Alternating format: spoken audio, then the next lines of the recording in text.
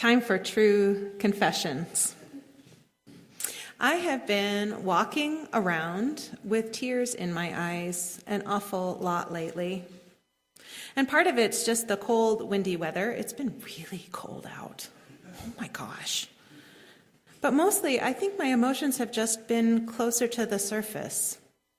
My chest feels tight. My heart feels almost swollen and just very, very tender. I've spent more time lying awake at night in the past few weeks than I have in years. I find myself reluctant to read the paper, reluctant to scroll through Facebook. On the one hand, I have this sense of urgency. We have to prepare, we have to act. And on the other, there's a sense of overwhelm. I don't really know what I'm preparing for. So I don't really know which actions will be wise, will be helpful, will be effective. My grief feels closer to the surface this time of year.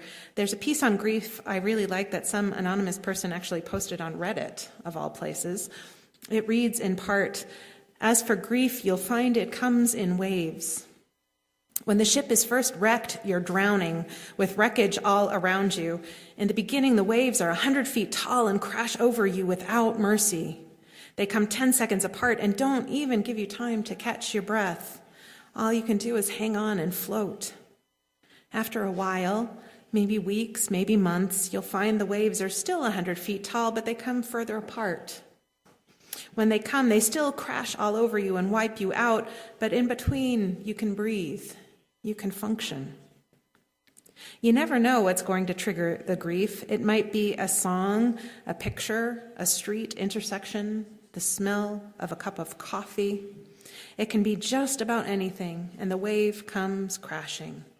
But in between waves, there is life.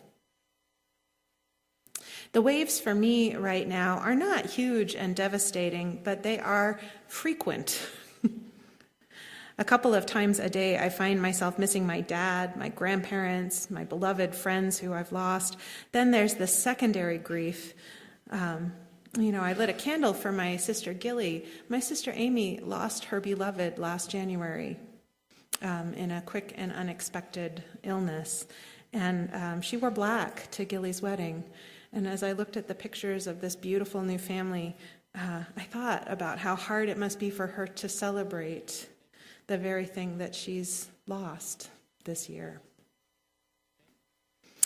I find myself also feeling quite a bit of nostalgia. I love being here. I am a happy Western transplant, but the rest of my family is on the East Coast, and I miss them, especially this time of year. I also really miss having little boys. Those of you who haven't met them, my two boys are about here now, 6'5" and 6'7". And don't get me wrong, I adore them, and I really enjoy the men that they are becoming, but I miss going sledding, and I miss snowball fights, and I miss seeing the magic of the season through their little eyes. And there's nothing that feels as good as a sturdy toddler in those footy, fuzzy pajamas, asleep in your arms, right? Nothing feels that good. But it's not just the grief and the nostalgia that are close to the surface for me right now. I'm choking up over all kinds of things, from beautiful music to acts of kindness and courage. When I read Donna's account on Facebook of what she'd done, I sat there sobbing. I was so proud of her.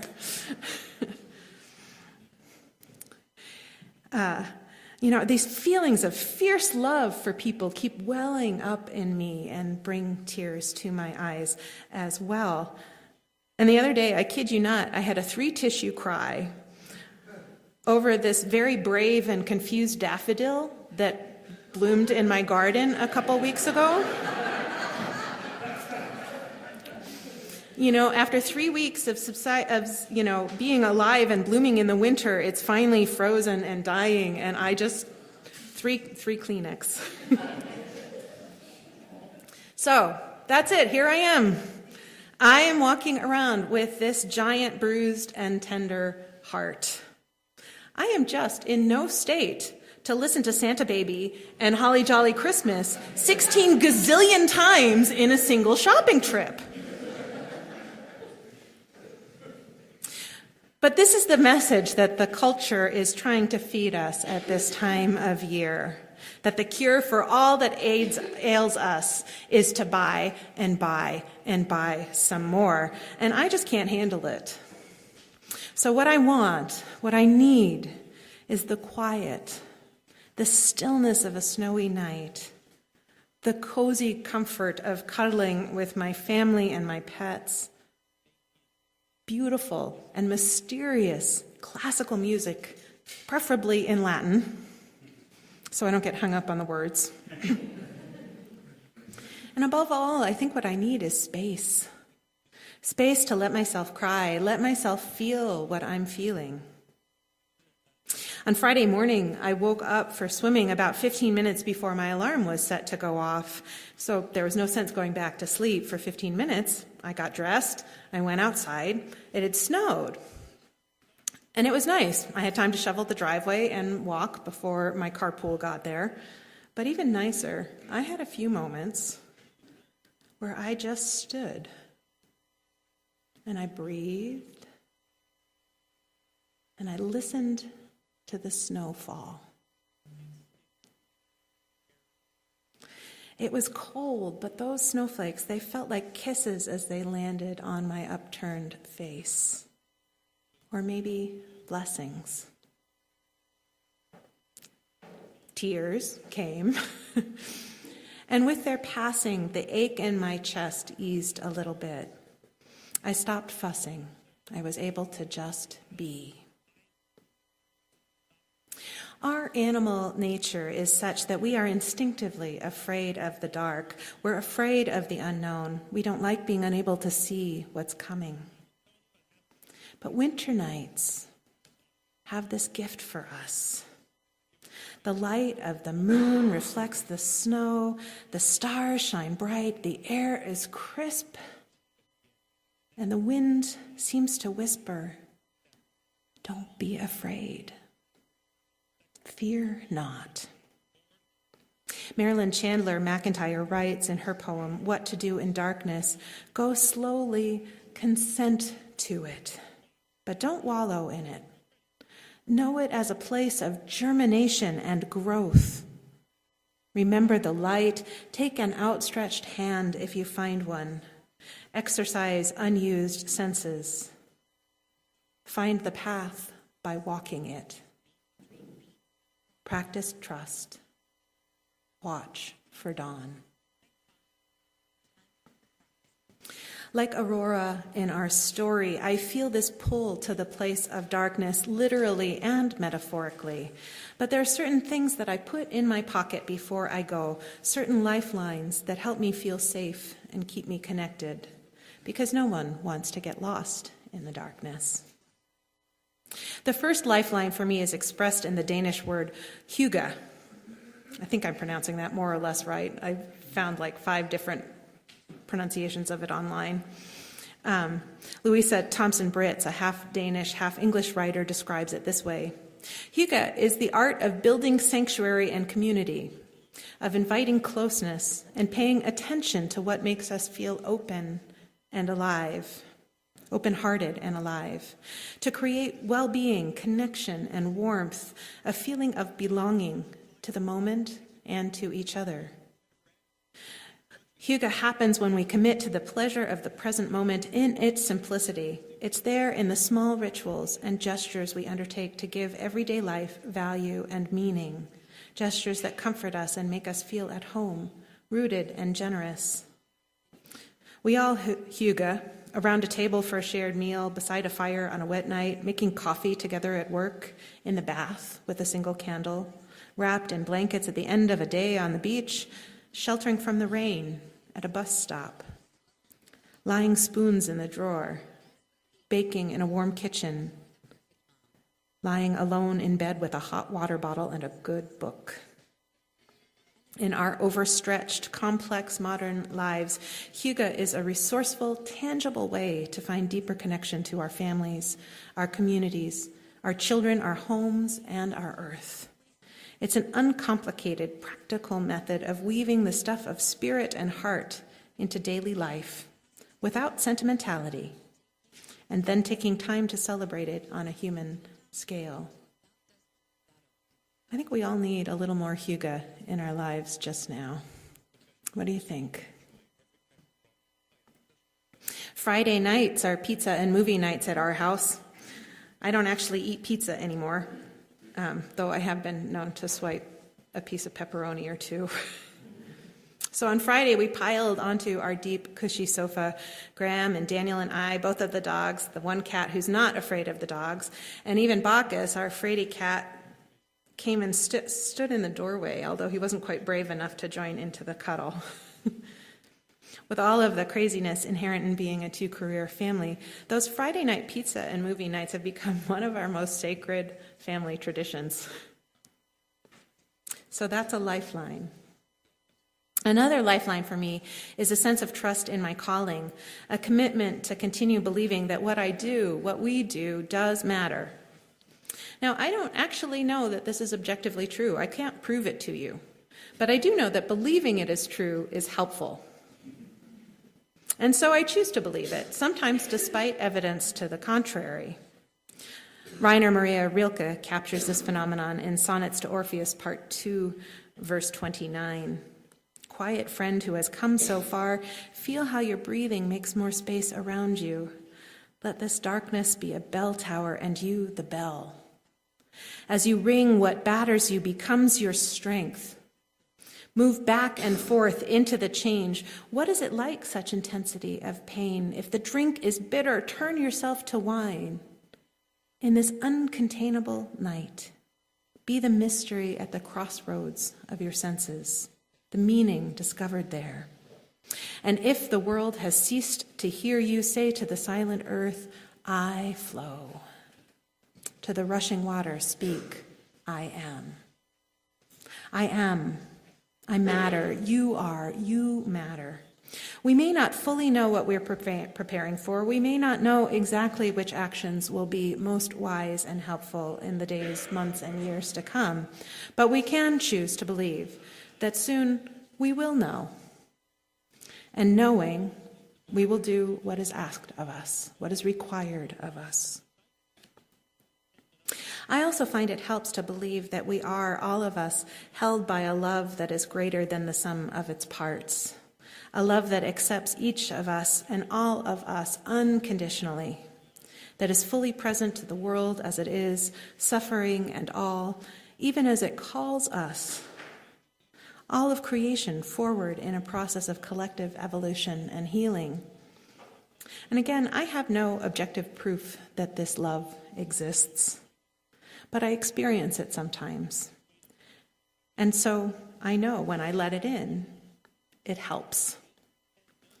So I'm going to invite you into a little experiment. We're going to try this together. I'm going to teach you a song. I'd invite you to close your eyes and listen to these words until you can feel them and sing them yourself. And then I'll move on to the next line. There's 4 lines altogether. Got to start it low enough. There is a love holding me. There is a love holding me. There is a love holding me. There is a love holding me. Here's the next line. There is a love holding all that I love. There is a love holding all that I love. There is a love holding all that I There is a love holding all that I love. Third line. There is a love holding all. There is a love holding all. There is a love holding all. There is a love holding all. Fourth line. We rest in that love. We rest in that love. We rest in that love. So we ready to try all four of them together? And let me just say, if there's one line that you like better than the others, sing that line because it's a round and they all go together. Should I go a little higher? Okay. There is a love holding me. There is a love holding all that I love. There is a love holding all. I rest in that love. Got it? We're going to sing that one last time as our benediction today. That love that we rest in, this is the light we cannot see. It's a light we only can feel when we're brave enough to rest in the darkness with our swollen, tender hearts open and vulnerable.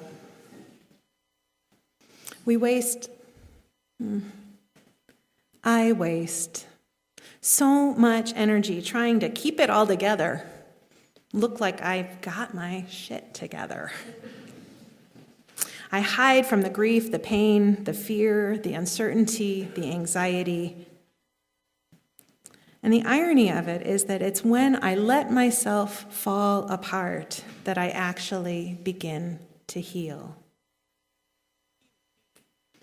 I've got one last reading to give you as a gift. This is Winter Sequence by my colleague, the Reverend Mark Bellatini. Gray skies over my head, throw yourselves like quilts over my busy life and remind me to sit down and rest. Stars of winter, Orion's sash sparkling across the heavens, remind me by your distance that compared to the infinity of the universe, every single thing I struggle with here on earth is small, parochial, and hardly universal in scope. Great music of the season, glowing with angel songs and filigreed with great mysteries, remind me that my own birth, like the births of all people in this room, was no less mysterious than that ancient and celebrated birth, no less brimming with wonder, for all children that come into the world have lives as precious to them as Jesus' life was to him. So come now, love greater than my longing, silence greater than fatigue of tongues, and haul my heart away from the undue frenzy of the season. Bestow to it rest, proportion, and the haunting dark beauty of winter's long nights.